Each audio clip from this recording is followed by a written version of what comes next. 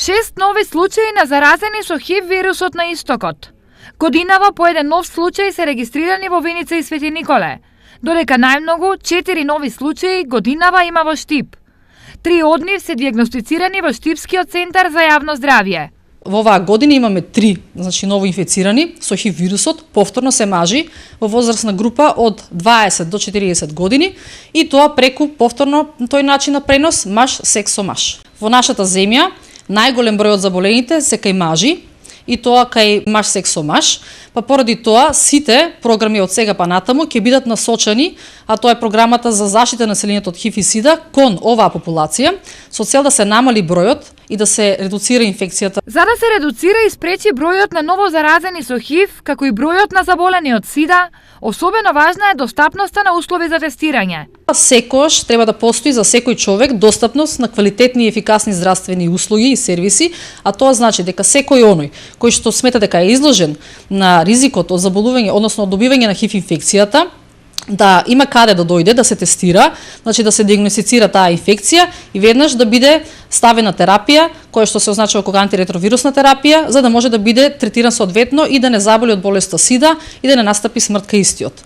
Светскиот ден посветен на борбата против СИДАта денеска ги собра учениците од 9-тите оделенија во Основното училиште Ванчо Прке од Делчево на едукативна работилница на тема "Колку знам за ХИВ-СИДАта". Целта на оваа работилница е да се учениците да научат која е разликата помеѓу ХИВ и СИДА, да знаат како се шири оваа болест и кој се може да се на кој начин може да се заштитат и кои средства може да ги користат како превенција од СИДАта. Сакаме да потенцираме дека учениците покажаа голем интерес кон оваа работилница. Учениците сакаат преку оваа работилница прво да осознаат какви се појавите, што е превенцијата, начинот како да се заштитат, но и во глобални размери да се запознаат со ширењето на ХИВ-СИДАта, која во последно време зазема голем замав.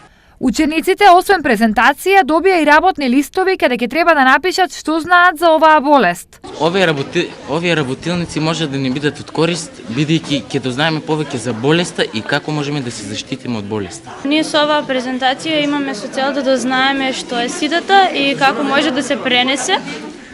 Исто така и да ги дознаеме проблемите од СИДАта што може да настанат и како да се заштитиме со нив.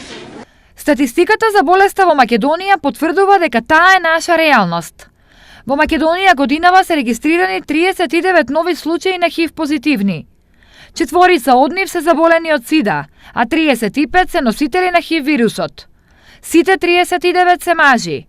31 ХИВ вирусот го добиле преку хомосексуални односи на двајца мажи. Во светот досега од СИДА починале над 35 милиони луѓе, а фармацијата, барем официјално, не познава лек за оваа современа болест.